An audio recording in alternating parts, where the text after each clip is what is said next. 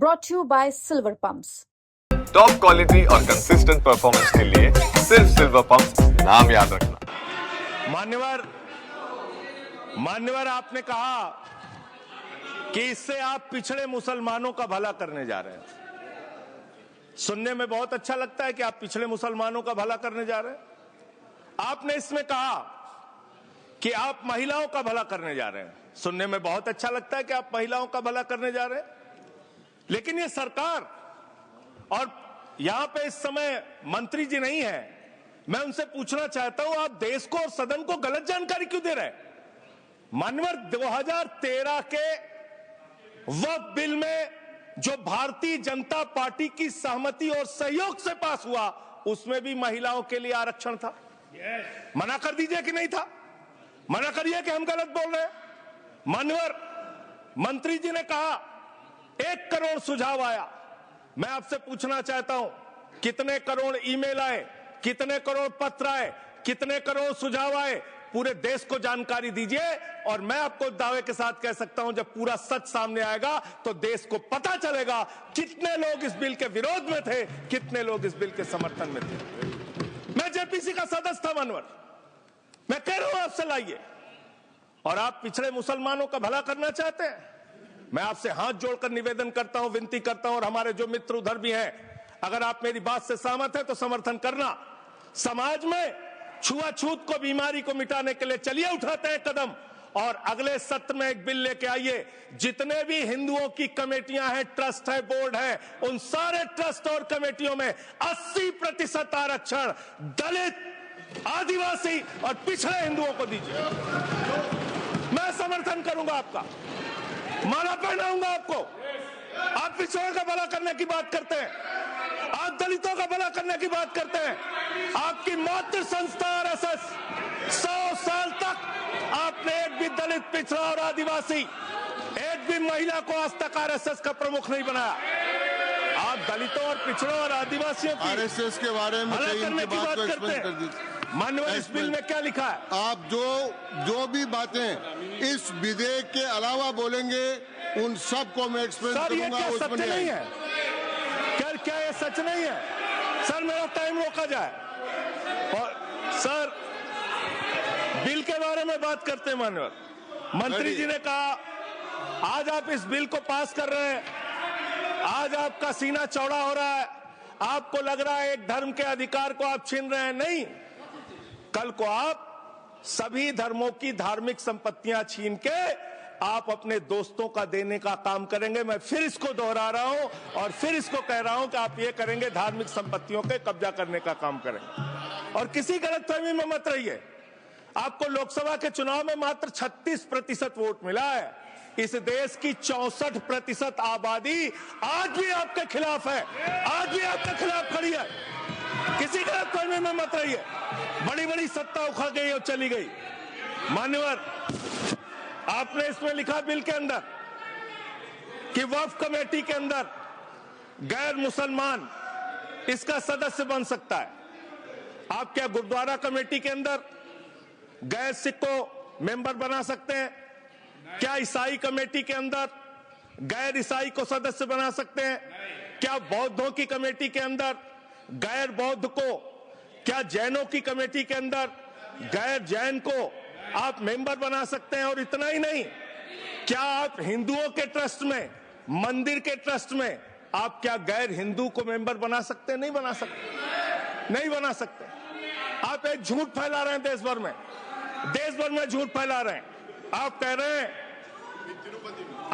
हैं ये मैं पढ़ रहा हूं राम मंदिर का, सर, राम मंदिर ट्रस्ट। झूठ शब्द असंसिद्धि है, जो असंसिद्धि शब्द उनको निकाल दीजिए। सत्य से परे, सत्य से परे। सर ये प्रभु श्री राम के मंदिर का ट्रस्ट, मैं इसका समर्थन करता हूं। नहीं, आप सर मैं इसका समर्थन कर रहा हूं। ये सब्जेक्ट नहीं है सर, समर्थन कर रहा हूं। सुन तो लीजिए, आप कहे से नहीं सुनूंगा। डिस्ट्रिक्ट मजिस्ट्रेट प्रोसीडिंग में नहीं आएगा। सर मेरी बात तो बिल्कुल नहीं आएगा। सर मेरी बात सुन लीजिए। घनश्याम जी प्लीज, चेयरमैन साहब, district magistrate of Ayodhya will be ex officio trustee who will be A practicing Hindu. If the DM is not Hindu, then additional district magistrate will be an ex officio member of the trust. हम इसका समर्थन करते हैं sir. Hindu धर्म के trust में हिंदू को member होना चाहिए, आपने लिखा, हम इसका समर्थन करते हैं। लेकिन आप दूसरे धर्मों के ऊपर कह रहे हैं। कल को आप गुरुद्वारा कमेटियों में कहेंगे सिख नहीं दूसरे धर्म के लोग इसमें आएंगे, कल को आप जैन कमेटियों में घुसड़ेंगे, बौद्धों की कमेटियों में घुसड़ेंगे। ये बात गलत है, ये पूरी तरीके से गलत है। और आज पूरे देश को आप बताइए, मान्यवर, पूरे देश को आप बताइए, 2009 में आपने अपना घोषणा पत्र जारी किया था, मैनिफेस्टो। ये मैनिफेस्टो आपका लेके आया हूं, ये तो आपका डॉक्यूमेंट है, मेरे घर नहीं बना। इस मैनिफेस्टो में लिखा है इन्होंने कि 2009 के मैनिफेस्टो में लिखा है कि वक्फ की जमीनों पर जो अवैध कब्जे हुए हैं, के.आर. रहमान की कमेटी की रिपोर्ट के हिसाब से हम मुस्लिम धर्म गुरुओं के साथ बातचीत करके उसको खाली कराने का काम करेंगे। कितना दोहरा चरित्र है आपका। आपने कहा वक्फ की जमीनों को खाली कराने का काम करेंगे जिसपे कोई और कब्जा कर रखा है। मान्यवर, एक और बात, सुप्रीम कोर्ट के अंदर आप कह रहे हो कागज चाहिए, कागज चाहिए। मंत्री जी ने कहा कागज चाहिए। मंत्री जी, आपको कागज की बहुत जरूरत होती है, कागज आपको चाहिए। आपकी सरकार ने 2020 में, ये पूरे देश को देखना चाहिए, पूरे देश को सर, 2020 में मैं जेपीसी का मेंबर था, ये कागज वहां मिला हमें। 2020 में सुप्रीम कोर्ट में, सर आप, मेरी बात नहीं आ रही सर मेरी बात नहीं आ रही। 2020 में मान्यवर, इस भारत की सरकार ने, मोदी जी की सरकार ने शपथ पत्र दिया सुप्रीम कोर्ट में। से क्या लिखा हुआ है? 99% वक्फ की संपत्तियां डिजिटाइज हो चुकी हैं। मुख्तार अब्बास नकवी साहब आपके मंत्री थे, उनका बयान है 100% वक्फ की संपत्तियां डिजिटाइज हो चुकी हैं। तो जब आप सारी संपत्तियां डिजिटाइज कर चुके हैं, सब कुछ ऑनलाइन कर चुके हैं वामसी पोर्टल में, सारे कागजात जांच चुके हैं, तो क्या आप फसाद कराने के लिए फिर से कागज मांग रहे हैं? फसाद कराने के लिए आप फसाद कराने के लिए कागज मांग रहे हैं। आप फसाद कराने वाले हिंदू हैं, हम सौहार्द फैलाने वाले हिंदू हैं। यह बुनियादी फर्क है, यह बुनियादी फर्क है। आप देश भर में फसाद, नफरत, लड़ाई, झगड़ा कराने का काम करते हैं। मान्यवर, मैं अंत में आप लोगों से सिर्फ एक ही बात कहना चाहता हूं कि आज सच्चर कमेटी की रिपोर्ट की बात कही गई और कहा गया 12,000 करोड़ की आमदनी हो सकती थी। एक सुझाव मैं पूरे सदन की तरफ से इस सरकार को देना चाहता हूं। 12,000 करोड़ की आमदनी की चिंता है वक्फ की, करोड़ों मुसलमानों की चिंता है आपको। एक अपने दोस्त को पकड़ के लाइए, नीरव मोदी को 20,000 करोड़ वसूलिए, 12,000 करोड़ वक्फ को दीजिए, 8,000 करोड़ अपने पास रखिए। 8,000 करोड़ का आपको मुनाफा होगा, 12,000 करोड़ वक्फ को दे दीजिए, करोड़ों मुसलमानों का भला हो जाएगा। मान्यवर, अंतिम बात कह के आपने कहा सच्चर कमेटी की रिपोर्ट से 12,000 करोड़ की आमदनी की बात कही गई है। अर्ध सत्य मत बोलिए, पूरा सत्य बोला कीजिए। सुविधाजनक सत्य मत बोलिए, पूरा सच बोला कीजिए। मंत्री जी, इसमें लिखा हुआ है सच्चर कमेटी की रिपोर्ट में कि भारत की सरकार ने, राज्यों की सरकार ने अलग अलग राज्यों में, अलग अलग जगहों पे 365 वक्फ की संपत्तियां कब्जा कर रखी हैं। आप उसके बारे में नहीं बताते, आप अर्ध सत्य बोलते हैं। मैं तो जेपीसी का मेंबर रहा हूं, मुझे सब पता है। तो इसलिए मान्यवर, आप फैला रहे हैं झूठ। ट्रिब्यूनल के फैसले, बस खत्म सर, खत्म। असत्य,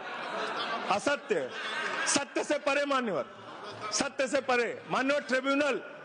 ट्रिब्यूनल के लिए आप कह रहे हैं उसको अपील नहीं की जा सकती। हाई कोर्ट का फैसला ट्रिब्यूनल के फैसले के खिलाफ आया है, सुप्रीम कोर्ट का फैसला ट्रिब्यूनल के फैसले के खिलाफ आया है। आपने कहा 5 साल का प्रैक्टिसिंग मुस्लिम होना चाहिए। कैसे प्रैक्टिसिंग मुस्लिम तय करेंगे सर? आप क्या मुसलमानों के घर में सीसीटीवी का कैमरा लगाएंगे? कौन नमाज पढ़ रहा है, कौन नमाज नहीं पढ़ रहा है, कौन मुसलमान है, कौन मुसलमान नहीं है? आपने मान्यवर ऐसे प्रावधान इसमें रखे हैं जो बड़े अजीब हैं, जो अपने आप में ये बताते हैं कि आपकी मंशा सिर्फ देश में झगड़ा कराने की है, नफरत फैलाने की है, फसाद कराने की है। आपकी मंशा कहीं भी मुसलमानों का या किसी वर्ग का भला करने की नहीं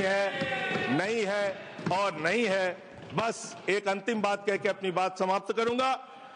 ये काम आपने देश के अंदर बहुत अच्छा शुरू कर दिया। आप एक काम करते हैं, देखो मुसलमानों को ठीक कर रहा हूं, दूसरी तरफ महंगाई बढ़ रही है, नुकसान हिंदुओं का। 94 लाख करोड़ रुपए शेयर बाजार में डूब रहा है, नुकसान हिंदुओं का। 11 लाख बच्चे स्कूलों से बाहर निकल गए, नुकसान हिंदुओं का। तो मुसलमानों को ठीक करने के नाम पर आप नुकसान देश के करोड़ों हिंदुओं का भी कर रहे हैं। इसलिए ये सब बातें करके देश में आप नफरत फैला के ये सब झगड़े फसाद के काम मत कीजिए। और अंत में आपसे एक ही बात कहना चाहता हूं, अभी भी वो मौका है इस बिल को जो गैर संवैधानिक है, जो बाबा साहब के संविधान के खिलाफ है, इसको वापस लीजिए। धन्यवाद। श्री